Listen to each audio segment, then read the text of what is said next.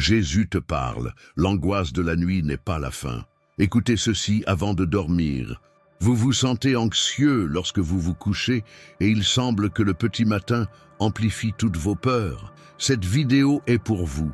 Dans Jésus vous parle, l'angoisse de la nuit n'est pas la fin. Écoutez ceci avant de dormir.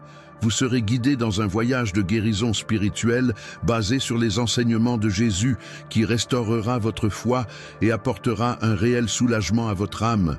Dans ce contenu profond et transformateur, vous apprendrez à surmonter l'anxiété nocturne grâce aux enseignements de Jésus, à comprendre comment surmonter la peur de l'avenir grâce à la foi chrétienne, à découvrir comment gérer la solitude spirituelle dans l'obscurité de la nuit, à faire confiance à Dieu même lorsque tout semble injuste et sans issue, et à restaurer votre foi lorsque vous vous sentez loin de Dieu. Chaque mot, chaque histoire biblique a été choisie pour toucher votre cœur et montrer que Jésus vous parle toujours, en particulier dans les moments les plus calmes de votre douleur. Cette vidéo est plus qu'un message. C'est une véritable rencontre avec la présence de Dieu. Si vous recherchez des réponses, du réconfort ou simplement besoin d'un signe divin, sachez que ce n'est pas par hasard que vous êtes ici. Jésus vous parle et il veut guérir les blessures que personne ne voit. Cette chaîne est entièrement centrée sur les messages de foi, de libération et de restauration émotionnelle à travers enseignements de Jésus. Si cette parole vous a parlé, n'oubliez pas de regarder également les prochaines vidéos qui apparaîtront à l'écran. Elles sont la continuation de ce mouvement spirituel. Abonnez-vous à la chaîne Jésus vous parle. Recevoir un contenu qui édifie, libère et transforme. Si cette vidéo a touché votre cœur, écrivez dans les commentaires « Je suis arrivé jusqu'au bout » et partagez ce message avec quelqu'un qui a besoin d'entendre la voix de Dieu aujourd'hui. Jésus parle avec toi. Enseignements de Jésus. Une parole de Dieu avant le lit. Étiquette. Jésus vous parle, les enseignements de Jésus, la parole de Dieu avant de vous coucher, le message de Dieu pour vous, comment surmonter l'anxiété avec Jésus, la parole de Dieu pour le cœur, comment surmonter la peur avec la foi, la prière de l'aube, Jésus guérit l'âme, la paix pour dormir, l'angoisse la nuit, le réconfort spirituel, Dieu me parle, la voix de Dieu dans la nuit, la libération spirituelle, la foi chrétienne, les messages chrétiens passionnants, l'anxiété et la foi. Si votre nuit a été sombre, angoissante et pleine de silence, sachez, Dieu vous parle toujours, il ne vous a pas oublié, il ne t'a pas abandonné. Cette parole vous est venue dans un but divin. Un commentaire ci-dessous, Jésus est ma paix dans les ténèbres, et déclarez-le comme un acte de foi. Votre déclaration pourrait être le début d'un tournant spirituel. Je me suis couché, j'ai dormi, et je me suis réveillé, parce que le Seigneur m'a soutenu. Psaume 3, 5. Qu'est-ce qui vous dérange le plus pendant vos nuits? Partagez ici dans les commentaires, vous n'êtes pas seul. Dieu peut même utiliser votre commentaire pour guérir quelqu'un. Faisons de cette section de commentaires un lieu de guérison, de foi et de nouveau départ. Laissez votre marque. Jésus vous parle. Carte routière. Jésus vous parle. L'angoisse de la nuit n'est pas la fin. Écoutez ceci avant de dormir. Vous est-il déjà arrivé de vous allonger le cœur lourd et d'avoir l'impression que la nuit serait trop longue à supporter? Avez-vous déjà fait face au plafond sombre sans pouvoir respirer correctement, comme si quelque chose d'invisible serrait votre poitrine et étouffait votre âme? Quand tout se tait à l'extérieur, les cris intérieurs semblent assourdissants. Et c'est à ce moment-là que beaucoup croient que Dieu aussi se tait. Mais et si je vous disais que l'angoisse que vous ressentez maintenant n'est pas la fin, c'est juste le début d'une visite divine que peu de gens remarquent lorsqu'elle arrive? Ce n'est plus un message générique de confort. Il s'agit d'une convocation spirituelle. Jésus vous parle aujourd'hui, et ce qu'il révélera peut changer non seulement la façon dont vous dormez, mais aussi la façon dont vous vivez à partir de ce moment. Mais avant de révéler cela, vous devez comprendre une vérité qui a été cachée pendant des siècles et qui est peut-être la principale raison pour laquelle votre âme n'a pas encore trouvé le repos. Imaginez maintenant, la maison est sombre, le monde extérieur semble lointain et vous êtes allongé mais vous n'arrivez pas à vous détendre. Vos pensées ne s'arrêtent pas, la douleur ne disparaît pas, la peur du lendemain grandit pendant que tout le monde dort, sauf vous. C'est exactement à ce moment-là, dans cette vallée silencieuse, entre une journée épuisée et un lendemain incertain, que Jésus vous trouve. Et il ne vient pas avec de la culpabilité, des exigences ou du poids. Il vient avec une question silencieuse, mais puissante. Êtes-vous prêt à tout remettre maintenant? Parce que l'angoisse de la nuit n'est pas une punition, c'est une invitation, un appel personnel pour que vous arrêtiez de vous battre seul et écoutiez ce qu'il a à vous dire. Et croyez-moi, ce qu'il est sur le point de vous révéler révélera un secret que personne ne vous a dit et touchera directement cette partie de votre âme que vous vous cachez même à vous-même. Ce n'est pas une promesse vide de sens, c'est un appel urgent. Aujourd'hui, ici, en ce moment même, vous êtes sur le point d'entendre quelque chose qui a été préparé par Dieu spécialement pour votre âme fatiguée. Mais attention, ce message ne s'adresse pas à tout le monde. C'est pour ceux qui sont au bord de l'épuisement émotionnel, pour ceux qui ne peuvent plus tout gérer seuls. Si vous sentez que cette angoisse vous envahit, cette vidéo vous est venue pour une raison divine. Jésus vous parle. Et ce qu'il a à vous dire ce soir pourrait être la clé de votre liberté émotionnelle et spirituelle. Restez jusqu'à la fin, parce qu'il y a quelque chose que vous devez entendre avant de vous coucher. Respirez profondément, ouvrez votre cœur maintenant, vous n'êtes pas ici par hasard. Jésus vous parle, et lui-même vous a conduit à ce message parce qu'il sait exactement à quoi vous faites face dans le silence de votre âme. Ce n'est pas qu'une vidéo, c'est un rendez-vous avec Dieu. Un moment sacré où les paroles humaines deviennent le canal de quelque chose d'éternel. Et si, en ce moment, votre âme s'agite intérieurement, c'est parce que l'Esprit a déjà commencé à agir dans des domaines que personne ne voit, mais que Jésus connaît parfaitement. Par conséquent, si vous sentez que cette parole est pour vous, déclarez publiquement votre foi. Écrivez dans les commentaires « Je ne m'endormirai pas sans entendre la voix de Jésus ». Dis cela comme quelqu'un qui se déchire le cœur devant le ciel. Commentez avec audace, sans honte, car votre déclaration de foi pourrait être le tournant de votre combat spirituel. Et si vous sentez que vous avez besoin de cette paix en ce moment, profitez de cette vidéo comme d'un acte de foi. Oui, cliquez sur « J'aime », non pas par habitude, mais comme une prière silencieuse en disant « Seigneur, je reçois ce message ». Aime-le pour que davantage de personnes qui se noient dans l'angoisse soient touchées par cette parole vivante. Partagez cette vidéo avec quelqu'un dont vous savez qu'il a besoin d'entendre cela aujourd'hui. Car lorsque vous partagez, vous évangélisez. Et si vous n'êtes pas encore abonné à cette chaîne, faites-le maintenant. Rejoignez ce mouvement. S'inscrire ici ne consiste pas simplement à cliquer sur un bouton. Cela suppose que vous faites partie de quelque chose de plus grand, de divin. C'est le moment. Reste avec moi jusqu'à la fin, parce que Jésus a révélé quelque chose de très important à propos de sa nuit, et vous devez l'entendre avant de quitter cette vidéo. Préparez-vous, quelque chose va être révélé maintenant qui pourrait tout changer. Cette nuit-là, les disciples étaient épuisés. La journée avait été longue, et la traversée vers l'autre côté de la mer semblait n'être qu'un voyage ordinaire. Mais il suffisait que l'obscurité s'intensifie et que le vent change de direction pour que la peur prenne le dessus. Les eaux commencèrent à bouillonner furieusement et le ciel, auparavant calme, éclata en tonnerre. Les vagues s'écrasaient contre le bateau avec une force presque surnaturelle et les hommes habitués à la mer commençaient à désespérer. Ce n'était pas seulement la peur de se noyer, c'était la peur de l'invisible. C'était le sentiment que quelque chose était sur le point de se produire, quelque chose au-delà du contrôle humain. Au milieu de ce chaos, Jésus dormait. Oui, j'ai dormi, et cela leur a causé encore plus d'angoisse. Comment est-il possible qu'ils soient en paix alors que leur monde semblait s'effondrer?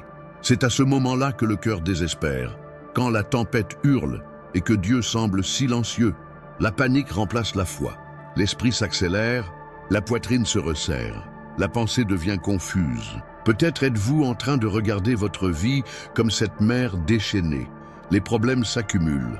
Demain s'annonce plus menaçant que prometteur. Les dettes, la santé, les incertitudes, les peurs, tout cela forme une mer émotionnelle qui veut vous couler avant même que vous essayiez de la traverser. Et la question qui résonne au plus profond de l'âme est la même que celle des disciples. Jésus ne voit-il pas que je meurs ici? La peur de ce qui arrive le matin est une sorte de tempête qui ne commence pas dehors. Cela se forme en nous. Cela commence par un petit doute, une légère anxiété, une insomnie récurrente. Ensuite, cela se transforme en tachycardie, crise d'angoisse et peur de l'avenir. Et l'instant d'après, vous avez du mal à respirer dans votre propre chambre, allongé dans votre lit, comme si vous étiez en mer, seul, incontrôlable et sur le point de couler. Mais il y a un détail puissant dans cette histoire que presque personne ne remarque. Jésus n'était nulle part ailleurs.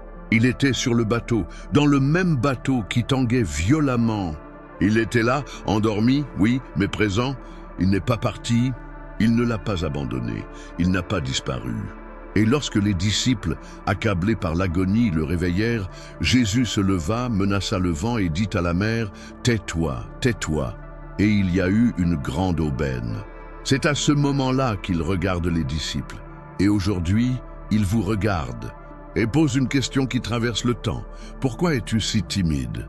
N'as-tu toujours pas la foi? Ce n'est pas une accusation cruelle, c'est une invitation, un appel spirituel à sortir de la logique de la peur et à entrer dans la dimension de la foi. Non pas la foi comme croyance aveugle, mais la foi qui se souvient que Jésus est dans le bateau. Même lorsque la mer devient folle, peut-être que votre esprit ne s'arrêtera pas parce que vous essayez toujours de tout contrôler. Peut-être que votre cœur s'emballe parce que vous n'avez pas encore remis la barre. Et Jésus est là, tout proche, attendant que vous disiez « Je ne peux plus le faire seul ». Il ne te laissera pas couler. Même s'il semble absent, il est présent. Même s'il semble silencieux, il est attentif. Et même si la peur crie, il peut d'un seul mot calmer la tempête dans votre âme. Mais et si je vous disais que la plus grosse erreur que vous faites en ce moment est de croire que la peur est un signe de faiblesse? Et si ce que vous appelez un manque de foi n'était en réalité qu'un appel à l'aide étouffé? Peut-être avez-vous appris que les vrais croyants n'ont pas peur, mais ce n'est pas vrai. Même les disciples l'avaient. Ce qui différencie, ce n'est pas l'absence de peur, c'est de savoir vers qui courir quand elle survient. Jésus vous parle, et aujourd'hui il vous demande « Pourquoi doutez-vous encore que je sois ici ?» Si ce mot vous a confronté, écrivez dès maintenant dans les commentaires « Jésus, ne me laisse pas sombrer ». Ne tapez pas comme quelqu'un qui se contente d'interagir. Déclarez-le comme quelqu'un qui appelle à l'aide avec foi. Commentez comme si vous compreniez qu'il s'agit de votre prière déguisée en phrase.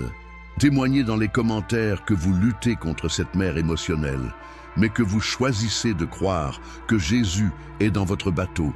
Mais ce n'est pas tout. Il y a un secret spirituel caché dans le silence des nuits les plus solitaires.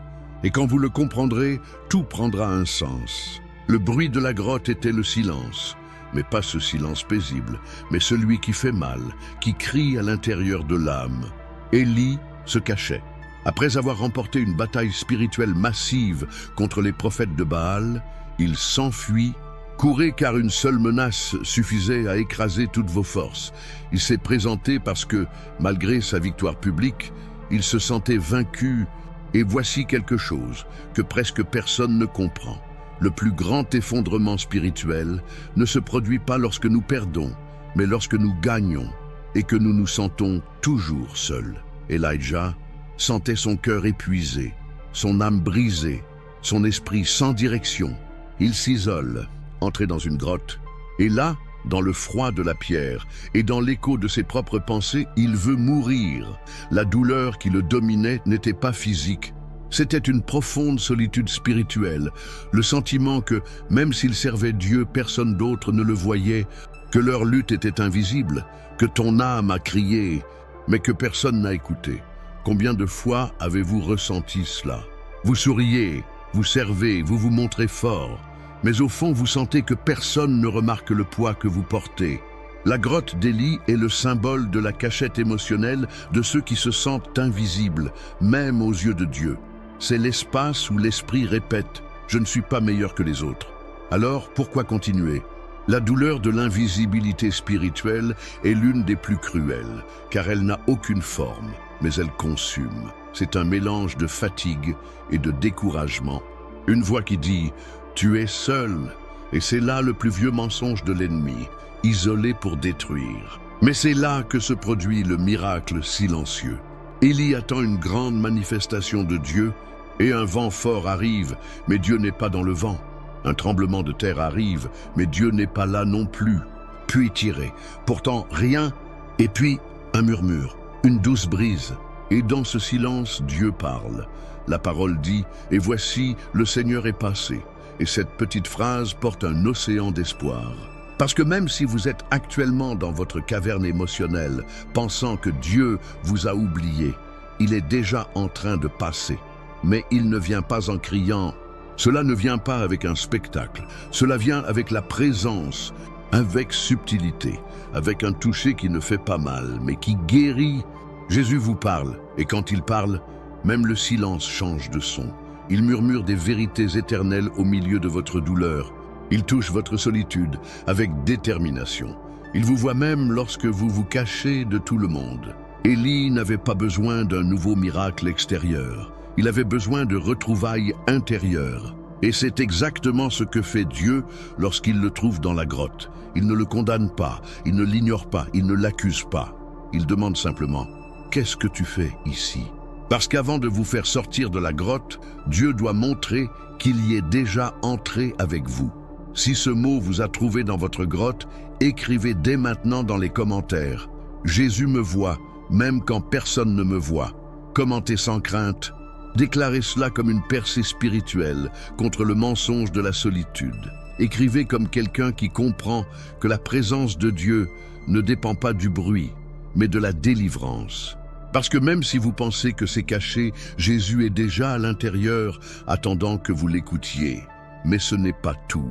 Il y a une sorte d'anxiété qui ne se manifeste pas dans les larmes, mais dans les inquiétudes silencieuses. Et ce qui se passera ensuite mettra en contradiction tout ce que vous croyez au sujet de la sollicitude de Dieu. Dans le désert, la chaleur brûle à l'extérieur, mais c'est la peur qui consume à l'intérieur. Les gens marchaient sans direction claire, obéissant simplement à une promesse qui semblait trop lointaine. La liberté de l'Égypte a été laissée pour compte, mais sa sécurité aussi. Et maintenant, il ne reste qu'une terre sèche, un ciel brûlant et un doute grandissant qui grandit silencieusement dans chaque cœur. Dieu nous soutiendra-t-il jusqu'à la fin? La pénurie commence à crier. Les estomacs se serrent, les enfants pleurent. Les mères sont désespérées et les pères se sentent impuissants. La question qui résonne au milieu du désert ne concerne pas demain. C'est à peu près aujourd'hui. Comment allons-nous survivre aujourd'hui? Où est le pain d'aujourd'hui? Où est la provision pour ce moment? C'est dans ce scénario que Dieu envoie la manne. Une nourriture qui n'était pas courante, qui n'était pas attendue, qui n'a pas été obtenue grâce à l'effort humain. Il vient de tomber du ciel, silencieux, léger, assez. Il ne pouvait pas être stocké, accumulé, garanti. C'était une provision quotidienne. Dieu enseignait quelque chose de plus profond que simplement satisfaire la faim. Il façonnait la dépendance. Et c'est peut-être la leçon la plus difficile pour ceux qui vivent entourés de factures, de responsabilités, de délais, d'enfants à nourrir, de diagnostics à affronter et de nuits blanches.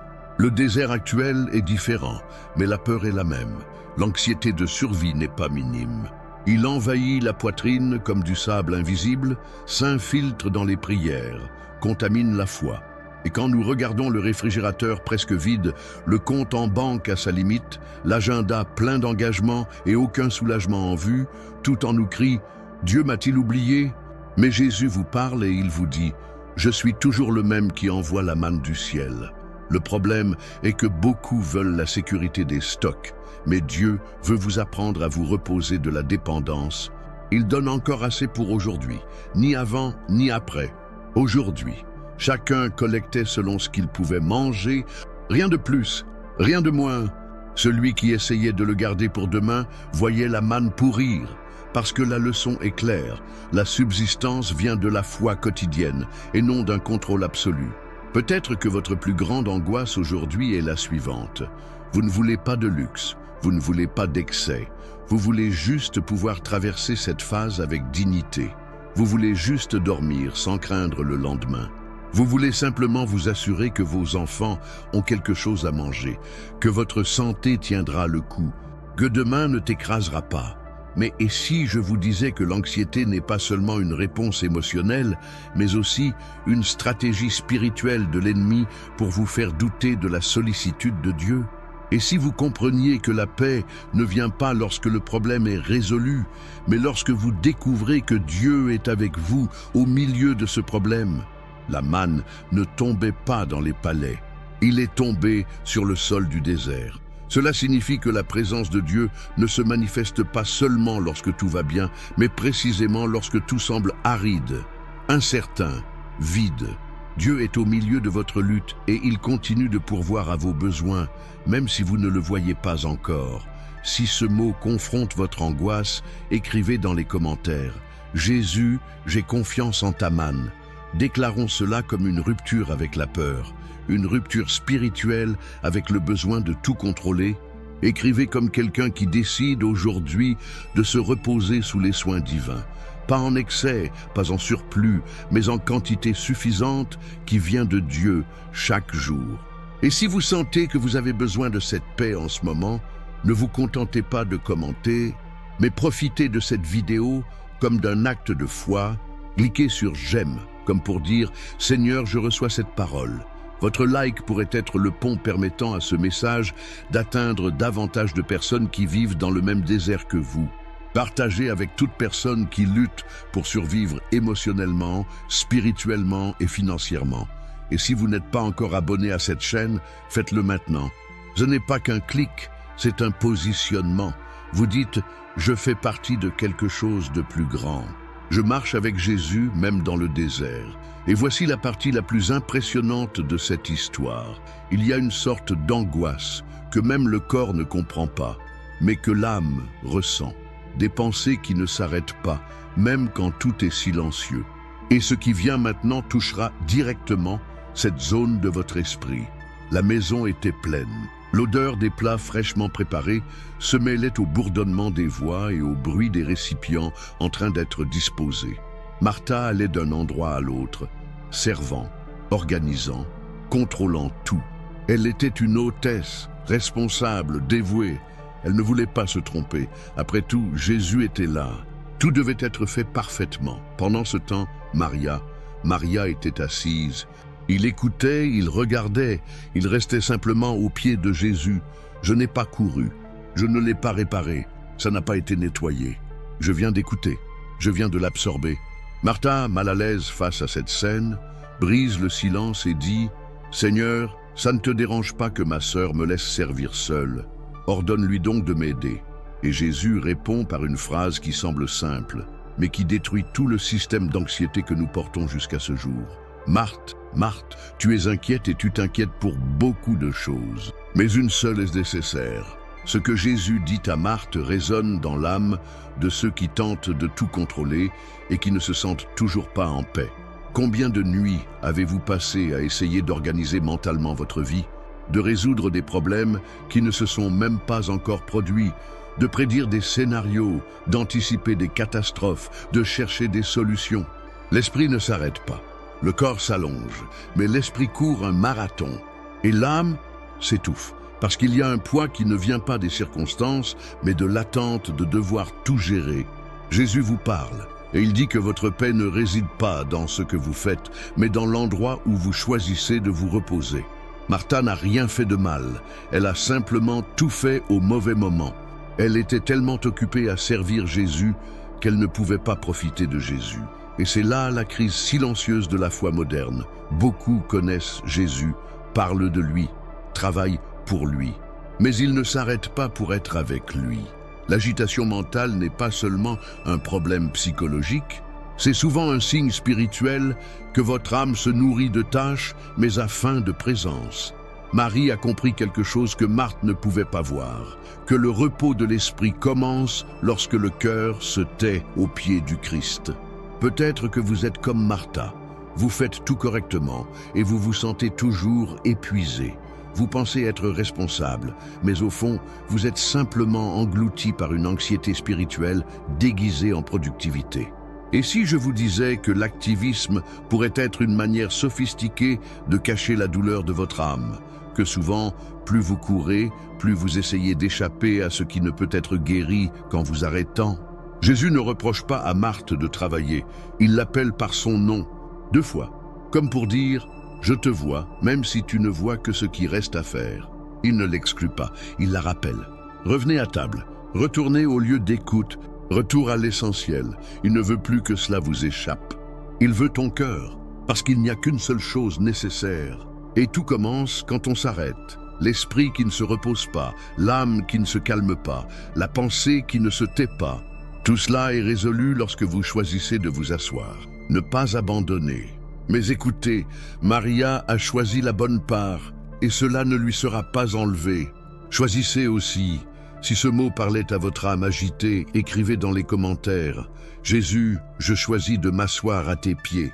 Écrivez comme quelqu'un qui abandonne le contrôle, les excès, la surcharge. Déclarez comme quelqu'un qui comprend que faire plus n'est pas la même chose qu'avoir la paix. Jésus ne veut pas ce que vous pouvez offrir, il veut vous tout entier.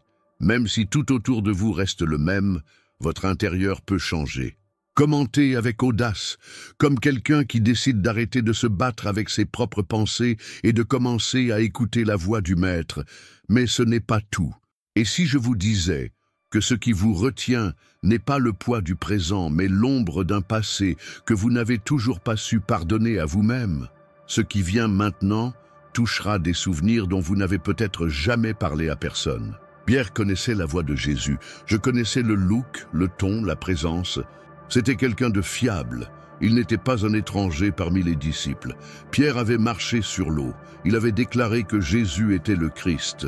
Il avait promis la fidélité jusqu'à la mort, mais cette nuit-là, tout s'est effondré.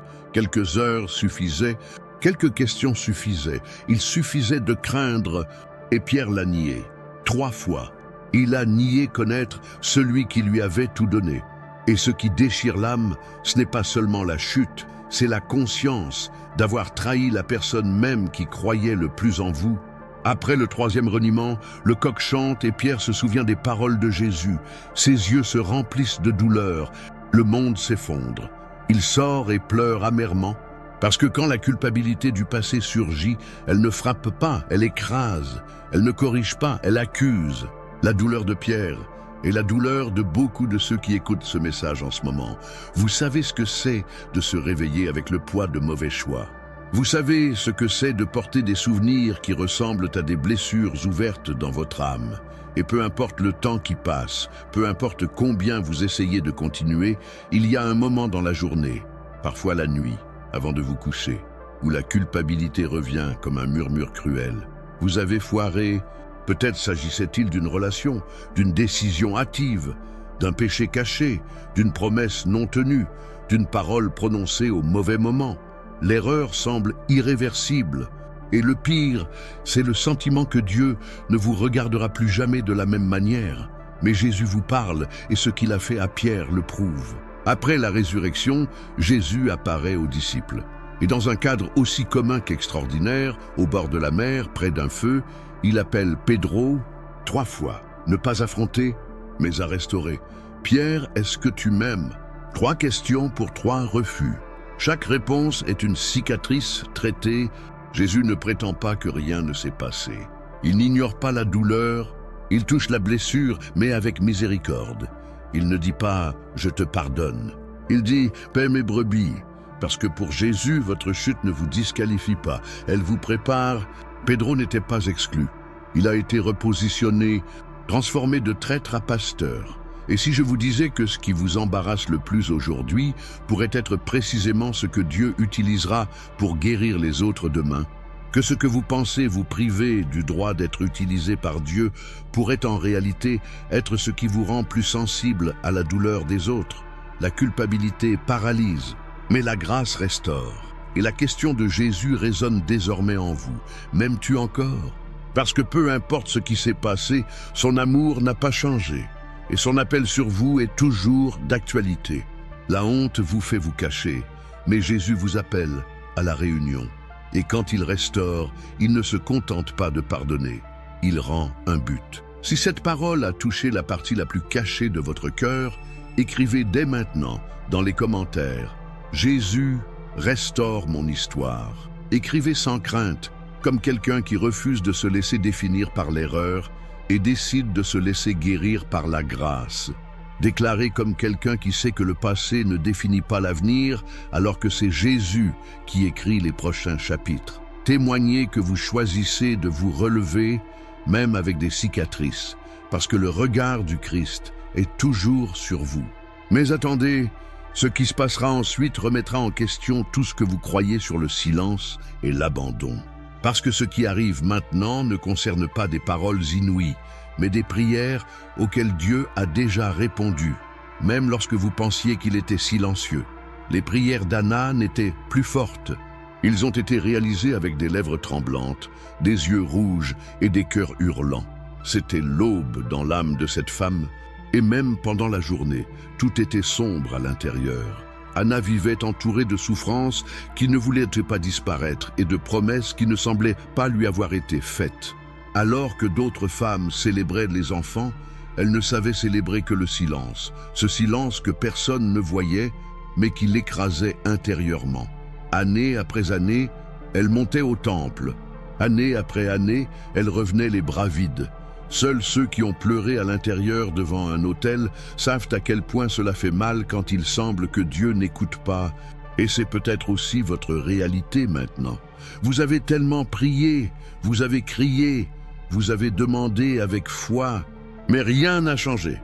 Et le pire n'est pas le silence de Dieu, c'est le bruit des comparaisons, la culpabilité et la peur d'être oublié. La Bible nous montre, dans 1 Samuel 1, que même lorsque personne ne croyait plus en Anne, Dieu voyait toujours chaque larme. Le curé l'a prise pour une ivrogne, car elle n'avait plus la force de s'exprimer clairement. La douleur avait même consumé sa voix, mais le verset 19 est clair, lorsqu'il dit « Le Seigneur se souvint d'elle ». C'est trop puissant, parce qu'il y a des douleurs si profondes qu'elles nous font même douter que Dieu nous voit, mais Jésus vous parle maintenant. Et il veut vous le rappeler, même lorsque tout le monde pense que vous êtes perdu, il écrit votre restauration. Cette histoire ne parle pas seulement d'un miracle arrivé, il s'agit d'un processus au cours duquel Dieu a façonné le cœur d'Anna alors que le temps semblait jouer contre elle. Vous savez, ce moment où vous avez l'impression que ça vous écrase. Ces petits matins où vous fermez les yeux pour essayer de dormir, mais où votre esprit continue de se souvenir de tout ce qui doit encore se passer. Ce sentiment que tu n'es pas assez fort, que peut-être ta foi n'est pas assez forte pour faire bouger le ciel. Jésus connaît ce poids, il n'est pas impressionné par votre faiblesse, il la surmonte. Anna nous enseigne que le silence de Dieu n'est pas une absence, mais une préparation. Que le temps d'attente n'est pas la fin de l'histoire, c'est la construction de ton nouveau nom devant le ciel. Quand Anna se lève de ce moment de prière, le texte dit que son visage n'était plus triste. Elle n'avait pas encore reçu la bénédiction, mais elle avait déjà reçu la certitude. Cette certitude change tout. Vous n'avez pas besoin de voir le résultat pour avoir la paix. Il suffit de croire que même sans signe visible, le ciel est en mouvement. Si vous êtes à ce point d'épuisement émotionnel, ou même la prière semble lourde, écrivez dans les commentaires avec foi et courage « Jésus, je t'attends toujours ». N'écrivez pas ceci par impulsion, écrivez avec votre âme, parce que cette déclaration pourrait être le tournant spirituel que votre cœur réclamait. C'est le type de foi qui brise les barrières de l'invisible. Peu importe depuis combien de temps vous attendez ou combien de fois vous avez été ignoré par les gens. Dieu ne vous a pas oublié. Et il vous le rappelle maintenant, à travers ce message. Vous n'êtes pas arrivé ici par hasard, c'est l'Esprit lui-même qui vous a amené, car une réponse vous attend en ce moment. Respirez profondément. Permettez-vous de ressentir ce mot. Vous n'avez pas été oublié. L'angoisse que vous ressentez maintenant pourrait être le scénario exact dans lequel Dieu montrera qu'il a toujours été présent. Pas pressé, pas en fanfare, mais avec une précision divine. Et si votre foi a été ébranlée par les retards, par les noms que la vie vous a donnés, par les silences que vous avez interprétés comme un rejet divin, c'est peut-être le moment de changer de filtre. Et si le silence de Dieu n'était pas signe d'absence, mais plutôt d'attention.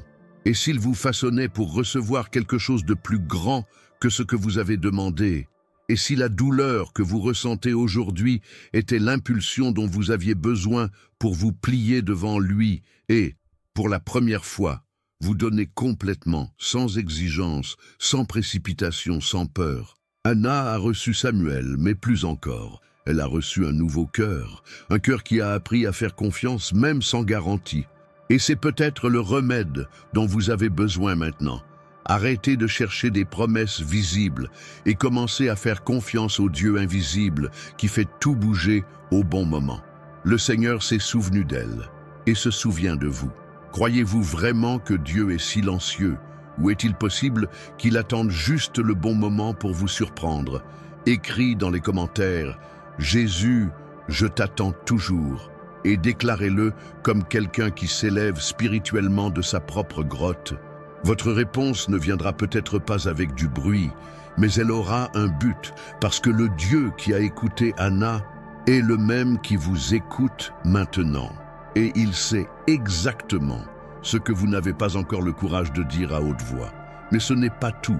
Quelque chose d'encore plus puissant est sur le point d'être révélé.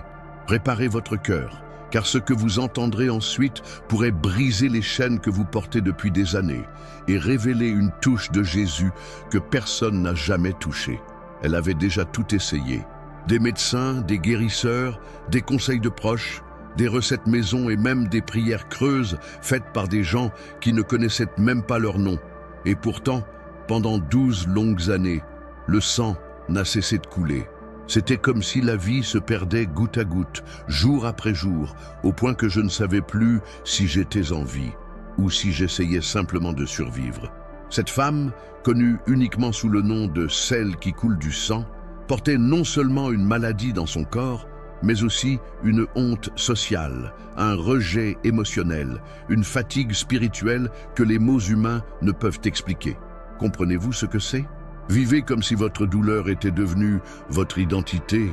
La Bible dit dans Marc 5, 25, 34 qu'elle avait déjà dépensé tout ce qu'elle possédait, mais qu'au lieu de s'améliorer, son état n'a fait qu'empirer.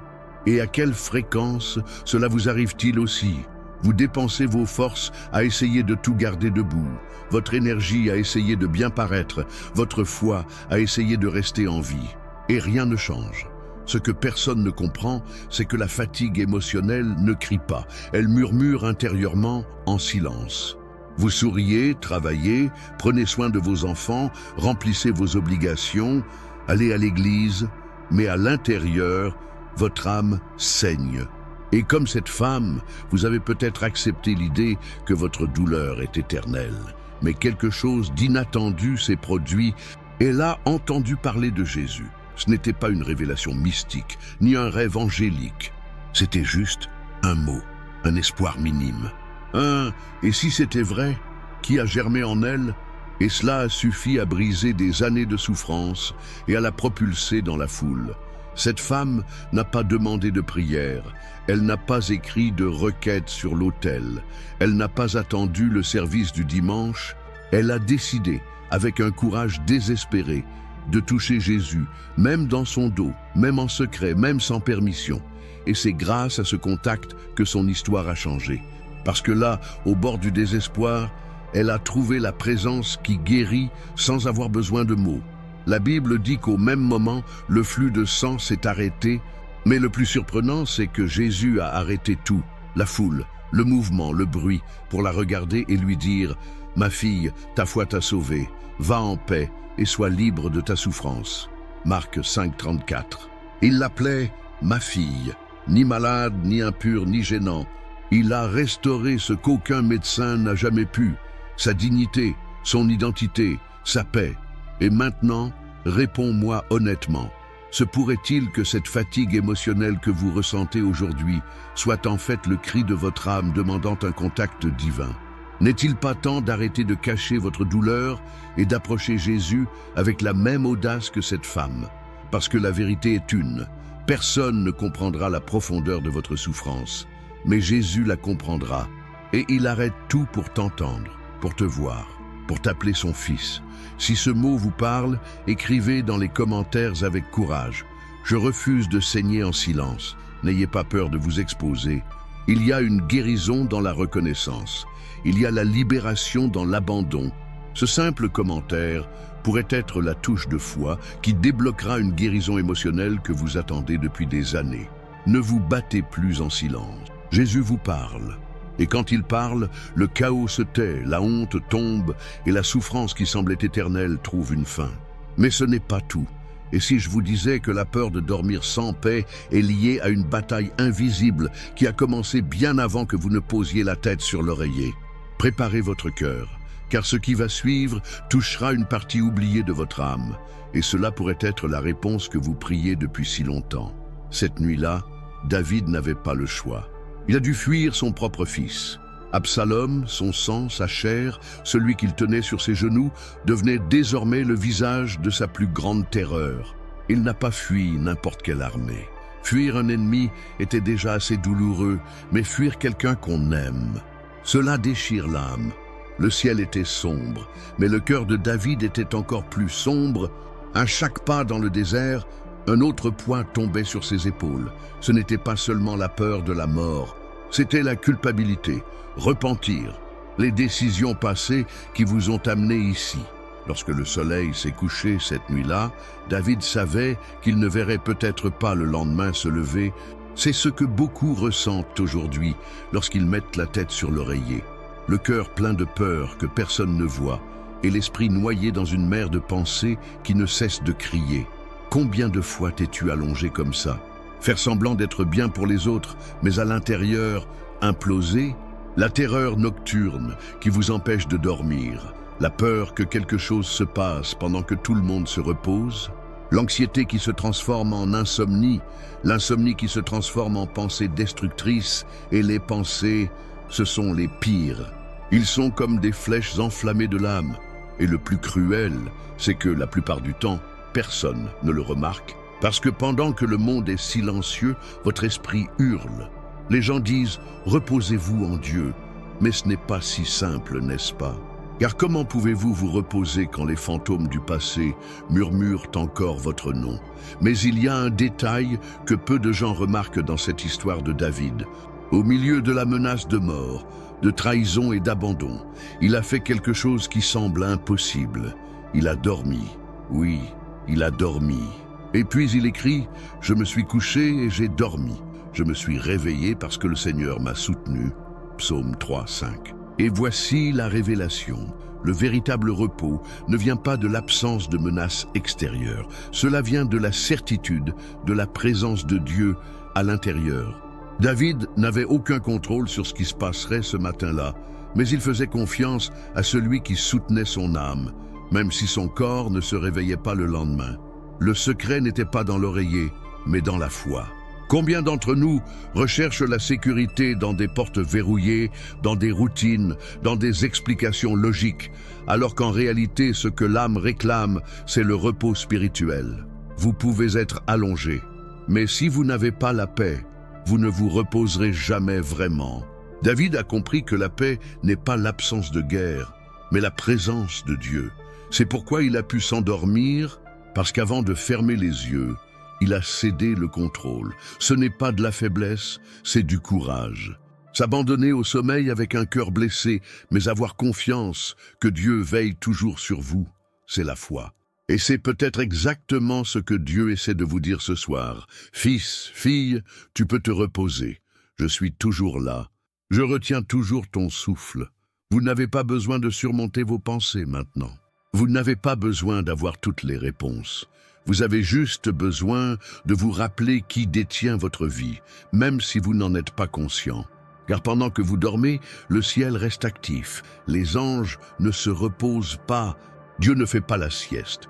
Votre combat peut sembler suspendu, mais les soins de Dieu continuent d'agir. Il n'a pas besoin de lumière pour agir. Il n'a pas besoin que vous soyez éveillés pour vous protéger. Il est le Dieu de la nuit et dans le silence, il se bat pour vous. Et maintenant, je dois vous demander quelque chose que personne n'a peut-être jamais eu le courage de demander. Votre peur du sommeil est-elle vraiment une peur du sommeil? Ou est-ce la peur de faire face à tout ce que vous avez évité pendant la journée? Peut-être que tu n'as pas peur de la nuit.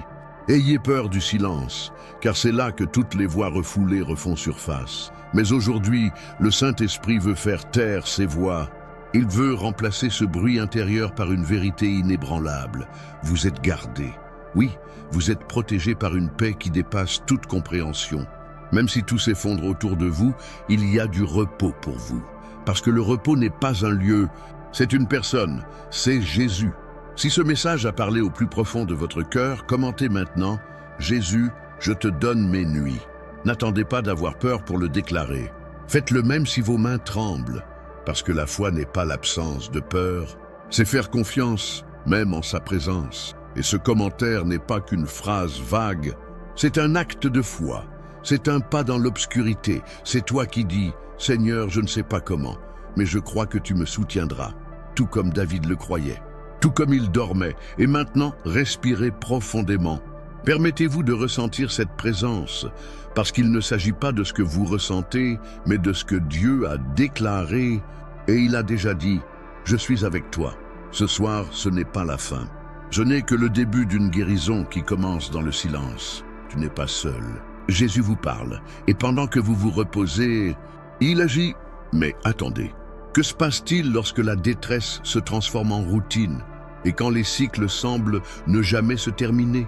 Il y a une histoire que presque personne ne remarque, mais qui contient un détail caché, et ce détail peut briser le cycle dont vous pensez qu'il ne finira jamais. C'était un autre jour où il se traînait au même endroit, guidé par un espoir silencieux et une douleur qui ne l'étonnait plus. 38 ans. 38 ans avec le même fardeau, la même routine, le même presque. Il connaissait chaque détail de cette piscine à Bethesda. Il connaissait l'époque où les eaux étaient agitées. Je connaissais les visages de tous ceux que j'avais atteints. Il savait même reconnaître le son des victoires des autres. Mais lui, il était toujours là, tombé, toujours, piégé. Le temps lui avait laissé bien plus que des rides. Il avait laissé des marques invisibles, celles qui n'apparaissent pas à l'œil nu, mais qui se corrodent de l'intérieur. Peut-être que vous ressentez cela, comme quelqu'un qui voit la vie se dérouler, mais ne peut pas y participer. Qui essaie, mais est toujours repoussé au fond de la file. Quelqu'un qui prie, qui pleure, mais qui ne voit aucun changement. Le paralytique dans ce réservoir n'était pas seulement piégé dans son corps, il était piégé dans son âme. La douleur n'était pas seulement physique, c'était un sentiment que Dieu avait oublié, que plus personne n'y croit. Peut-être que la vie n'est que cela, se réveiller, attendre et dormir avec la même douleur. La question de Jésus brise ce cycle avec une force déconcertante. Veux-tu être guéri? Jean 5,6. Ce n'était pas une question banale, c'était un affrontement. Parce que parfois, la douleur devient confortable, la souffrance devient routinière, et l'espoir est dangereux. Il est plus facile de vivre dans le connu que de risquer l'inconnu du changement. « Monsieur, » répondit l'homme, « je n'ai personne pour m'aider à entrer dans le réservoir lorsque l'eau est perturbée. Combien de fois avez-vous répondu à Dieu de cette façon? Seigneur, personne ne me comprend. Monsieur, je suis seul. Monsieur, je n'en ai pas la force. » Mais Jésus ne posait pas de questions sur la piscine. Je ne demandais pas qui vous pousse, qui vous ignore, ou le temps qui s'est écoulé. Il regardait droit dans l'âme et demandait « Voulez-vous toujours? Croyez-vous toujours? Avez-vous encore assez de foi pour me laisser toucher là où personne d'autre n'a touché ?» La question de Jésus est le déclencheur qui nous sort des profondeurs émotionnelles. Parce que tant que vous penserez avoir besoin du bon tank, du bon moment, de la bonne personne, vous y resterez. Mais Jésus vous parle maintenant et vous dit « Lève-toi, prends ton lit et marche ». C'est dans cet ordre que le miracle se produit. D'abord, on s'élève à l'intérieur, même si rien n'a changé à l'extérieur. Ensuite, vous faites face à ce qui symbolise votre prison. Dans son cas, le lit, et enfin tu marches. Sortez du cycle. Éloignez-vous de la stagnation. Marchez par la foi, pas par la vue. Il ne s'agit pas d'un quelconque remède. Il s'agit de rompre des pactes silencieux avec la douleur. Il s'agit de rompre avec le mensonge, selon lequel ce sera toujours comme ça. Il s'agit de se regarder dans le miroir et de dire « Je ne suis pas ce qui m'est arrivé. Je suis ce que Jésus fait maintenant. Et ici, Je veux que vous réfléchissiez avec courage. Cette prison émotionnelle que vous vivez n'est-elle pas le résultat d'un accommodement intérieur? Êtes-vous tellement habitué à la douleur que vous ne savez plus ce que ce serait de vivre sans elle? Si ce message t'a vraiment confronté, s'il t'a fait affronter une douleur que tu as préféré cacher, alors commente maintenant: Jésus, je veux être guéri de l'intérieur. Écrivez ceci comme un acte de foi, comme quelqu'un qui décide de décoller même sans comprendre le chemin. Parce qu'il y a des cycles qui ne se brisent que lorsque l'âme bouge la première. Et si vous pensez que cette histoire était assez forte, attendez d'entendre ce qui va suivre. Il y a une tournure émotionnelle qui révèle quoi faire quand tout semble perdu, et vous serez étonné de voir comment Dieu transforme le désespoir en résurrection. Quand tout semble perdu, même le silence semble se moquer de votre espoir. Le temps n'est plus réconfortant. Le monde extérieur continue de tourner, mais vous restez immobile, étouffant, regardant les promesses comme quelqu'un regarde une tombe. C'était ainsi avec Marie et Marthe. Lorsqu'elles regardèrent la pierre du tombeau de Lazare, cela faisait 4 jours. Il n'y avait plus de vie, plus d'odeur de miracle, juste la brutale réalité de la mort. « Seigneur, si tu étais ici, mon frère ne serait pas mort. » Jean 11, 21. Ce n'était pas juste une phrase, c'était une accusation pleine de douleur, un cri déguisé de foi blessée. Combien de fois avez-vous aussi dit « Si Dieu avait été avec moi, cela ne serait pas arrivé ». La vérité est que lorsque votre cœur est écrasé par le chagrin, qu'il s'agisse du deuil de quelqu'un, d'un rêve ou d'une version perdue de vous-même, même le nom de Jésus peut sembler lointain, froid, en retard. Mais ce que personne n'a réalisé dans cette histoire, et peut-être que vous ne l'avez pas remarqué jusqu'à présent, c'est que Jésus n'était jamais en retard. Il est arrivé à temps pour enseigner qu'il y a de la gloire même après la fin. Lorsque Jésus s'approche enfin du tombeau, il n'est pas pressé. Il pleure, il ressent, il sympathise. Et puis, il commande « Enlevez la pierre ». Martha hésite. « Seigneur, ça sent déjà mauvais », comme pour essayer de protéger Jésus d'une réalité trop puante pour être touché. Mais Jésus la regarde dans les yeux et dit « Ne vous ai-je pas dit que si vous croyez, vous verrez la gloire de Dieu » Jean 11, 40. Et c'est à ce moment-là que tout change. Quand vous êtes au plus bas, quand la seule chose que vous respirez encore est le souvenir de celui qui est mort, Jésus s'approche et vous dit « Enlevez cette pierre ». Il veut entrer. Il veut toucher à ce qui était autrefois considéré comme irrécupérable. Mais c'est vous qui devez le permettre. C'est vous qui avez besoin d'ouvrir l'espace, même si cela fait mal, même si cela semble humiliant, même si vous ne comprenez pas comment il peut encore en faire quelque chose. Cette histoire ne concerne pas seulement Lazare. Il s'agit de vous, à propos de tout ce que vous avez enterré, les relations, l'estime de soi, les objectifs, la foi. Combien de fois avez-vous repoussé ce qui avait encore besoin d'être guéri? Combien de fois avez-vous déclaré la fin alors que Jésus n'avait pas encore dit le dernier mot? Il y a des douleurs si profondes que nous apprenons à vivre avec elles comme si elles faisaient partie de notre identité. Mais Jésus n'accepte pas cela. Il est venu ressusciter ce que tu as enterré parce que tu ne savais pas comment t'y prendre. Et connaissez-vous la chose la plus impressionnante? Il n'appelle pas Lazare en silence. Il crie « Lazare, sors » Jean 11, 43. Parce qu'il y a des moments dans la vie où la voix de Jésus ne vient pas comme une douce brise, mais comme le tonnerre. Parce qu'il y a des situations dans lesquelles le cœur ne s'éveille que s'il est ébranlé par la puissance de la parole. Et toi, êtes-vous prêt à retirer la pierre? Êtes-vous prêt à révéler ce que vous cachez même à vous-même? Ou préférez-vous continuer à prétendre que tout va bien alors que votre âme sent déjà l'abandon? Beaucoup disent « si j'avais eu la foi, cela ne serait pas arrivé ». Mais et si la vraie foi consistait justement à continuer de croire après que tout soit mort? Si ce message vous a parlé, commentez maintenant. Jésus ressuscite ce que j'ai enterré. Ce n'est pas juste une phrase, c'est un cri. Et si vous avez le courage de l'écrire, le miracle commencera peut-être là. Respirez profondément. Permettez-vous de ressentir ce message. Jésus vous parle, encore aujourd'hui, même maintenant, même à ce moment précis où vous pensez qu'il est trop tard. Et si je vous disais que la suite pourrait transformer votre vision de l'échec? Le bruit de la fête résonnait au loin, mais il ne ressentait que de la honte. Ses vêtements étaient déchirés, son corps était couvert de poussière, et son cœur était écrasé par le poids de son propre choix. Le fils prodigue n'a pas seulement dilapidé son héritage, il a aussi dilapidé la confiance d'un père qui l'aimait profondément. Et maintenant, l'estomac vide et l'âme encore plus affamée, il se retrouvait là, entouré de cochons, avide de la nourriture qu'il mangeait.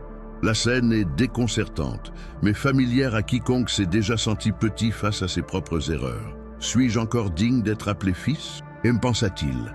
Ce doute silencieux traverse les générations et résonne aujourd'hui dans le cœur de nombreuses personnes qui regardent la vie des autres à travers les réseaux sociaux, à travers les fenêtres de la vie quotidienne et se demandent « Où me suis-je perdu ?» La Bible dit dans Luc 15, 32 « Votre frère était mort et il est revenu à la vie. Il était perdu et il est retrouvé. » Cette phrase ne parle pas seulement de retrouvailles, mais d'une profonde restauration de l'identité. Et voici la première vérité que presque personne n'a le courage de dire. La comparaison est un piège dont se sert Satan pour vous convaincre que vous avez perdu votre valeur. Mais ce que le Père a dit, avec la joie sur le visage et les bras ouverts, c'est que le Fils était toujours le Fils. Même sale, même en faillite, même cassé. La fête a été préparée non pas parce qu'il la méritait, mais parce qu'il était revenu. Comprenez-vous cela? La restauration de Dieu n'est pas basée sur combien vous avez fait des erreurs, mais sur combien il vous aime. Combien de fois vous êtes-vous senti vaincu rien qu'en voyant les autres avancer? Et si je vous disais que ce sentiment pourrait vous repousser plus que les erreurs elles-mêmes? La maison du Père est toujours debout et il y a une place à table qui attend son retour. Si ce message a parlé à votre cœur, commentez maintenant « Jésus est ma force ». Ne cachez pas ce que vous ressentez. Votre honnêteté peut guérir quelqu'un. Mais, et si je vous disais qu'il y a un détail caché dans cette histoire, quelque chose que peu de gens voient, et qui révèle le plus grand secret du cœur du Père? Il était déjà tard dans la matinée, mais il était toujours là, répétant le même mouvement mécanique, battant les raisins au fond du pressoir, comme si sa vie en dépendait. Et peut-être que ça dépendait vraiment. Gidéon ne pressait pas les raisins pour faire du vin, il se cachait, les écrasait en silence dans la peur. Peur de l'avenir, peur des ennemis, peur de l'échec, peur que sa vie ne soit que cela, se cacher, survivre, faire semblant d'être fort là où il n'y avait que la fatigue. Et puis, au milieu de la routine la plus grise de sa vie, l'ange du Seigneur est apparu, et ce n'était pas sur un autel, ce n'était pas dans une vision grandiose, ce n'était pas dans une manifestation surnaturelle qui brillait aux yeux de tous. C'était là, au moulin, en arrière-plan de votre routine terne. Et il entendit quelque chose qui aurait ressemblé à une moquerie si cela n'était pas venu du ciel. « Le Seigneur est avec toi, homme fort. » Comme ça, courageux, juste lui, qui se cachait dans la peur des Madianites, qui n'avait jamais dirigé personne, qui essayait toujours de paraître fort, mais qui s'effondrait intérieurement. Comment Dieu peut-il trouver un but là où nous ne voyons que des répétitions? Mais c'est le secret caché dans cette histoire, et peu de gens s'en rendent compte. Combien de fois vous êtes-vous demandé s'il existait réellement un projet pour votre vie? Ce n'est pas un plan générique, un de ceux qui prêchent sur les conseils d'administration des églises ou écrivent sur des t-shirts de motivation, mais un but réel, avec un nom, un prénom et une signification, qui justifie les jours où l'on continue à se tenir debout, même sans savoir pourquoi. Gidéon en était à ce moment-là, et peut-être que vous l'êtes aussi. Quand la fatigue n'est pas physique mais existentielle, quand vous respectez votre emploi du temps, mais que votre âme est en retard, lorsque vous souriez même extérieurement, mais que vous avez l'impression que votre vie est coincée dans un endroit où rien ne change. Mais Dieu n'ignore pas ce type de douleur. Il entre là-dedans, et il ne s'attend pas à ce que vous soyez sur la montagne en train de prier, ou entouré de gens, ou forts, ou convaincus de votre foi. Il vous rencontre dans le pressoir, là où vos forces ont disparu, mais où votre âme respire encore. Et il dit, allez avec cette force qui est la vôtre. Pas la force que tu voulais avoir, ce n'est pas ce que les autres attendent de vous, mais dans ce qui reste, dans la force de ce qui restait après tout, parce que pour Dieu, le peu que tu portes encore suffit pour commencer. L'histoire de Gideon est un cri d'espoir silencieux pour ceux qui se sentent invisibles dans leur propre vie. Il n'était pas célèbre, il n'était pas formé, il n'avait ni prestige ni influence. C'était juste une autre personne essayant de survivre. Mais c'est dans cet anonymat, dans ce quotidien incolore, que l'appel est arrivé. Et voici ce que peu de gens ont le courage d'entendre. Dieu n'attendra pas que votre vie se passe bien pour vous utiliser. Il se met au milieu de votre désordre. Il vous appelle tel que vous êtes. Parce que ce qui valide l'appel, ce n'est pas le cadre, c'est sa présence. Et si Jésus vous parle, alors vous n'avez plus besoin de preuves. Le verset qui transperce l'âme comme une épée est Juge 6,14. Alors l'Éternel le regarda et dit, « Va avec ta force, et tu délivreras Israël de la main des Madianites. Ne t'ai-je pas envoyé ?» Il ne demande pas si Gideon se sent prêt. Ne vous attendez pas à ce qu'il comprenne tout. Il dit juste « allez-y ». Et c'est déconcertant, parce qu'on nous a appris à attendre pour être prêts. Mais Dieu travaille avec ceux qui se donnent, pas avec ceux qui se sentent suffisants. Il transforme les gens ordinaires en réponse aux problèmes éternels. Maintenant, arrêtez-vous et réfléchissez. Ce sentiment d'être perdu dans la routine est-il vraiment un signe d'échec ou est-ce l'écho d'une vocation que vous n'avez pas encore reconnue? Et si le vide que vous ressentez n'était pas l'absence de but, mais justement l'espace qu'on y prépare? Gideon ne faisait rien de grand. C'est exactement pourquoi cette histoire est révolutionnaire. Dieu n'a pas appelé le guerrier, il a appelé le craintif. Il n'est pas apparu sur un champ de bataille, il est apparu dans un pressoir à vin caché, et cela brise toute logique religieuse. Parce que peut-être ce qui vous éloigne le plus de vivre ce que Dieu a pour vous est cette idée erronée selon laquelle le but ne naît que dans des lieux glorieux. Non, le but naît dans le sol, dans la douleur, dans la confusion, les jours où vous pensez gâcher votre existence. Parce que ce sont les jours où vous êtes le plus sensible à entendre la voix qui compte vraiment, celui qui vient d'en haut. Et voici la vérité troublante. Beaucoup de gens vivent dans l'attente d'un signe surnaturel, alors qu'en réalité, ils sont déjà visités par Dieu dans leurs moments les plus ordinaires. Le problème est qu'ils sont tellement concentrés sur la recherche de quelque chose de spectaculaire qu'ils ne remarquent pas sa présence silencieuse dans ce qui semble répétitif.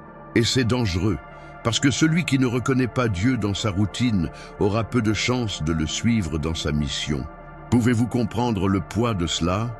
Gideon était sur le point de dire non à ce qui allait changer toute son histoire. Et la seule raison serait que vous ne pensez pas être assez bon.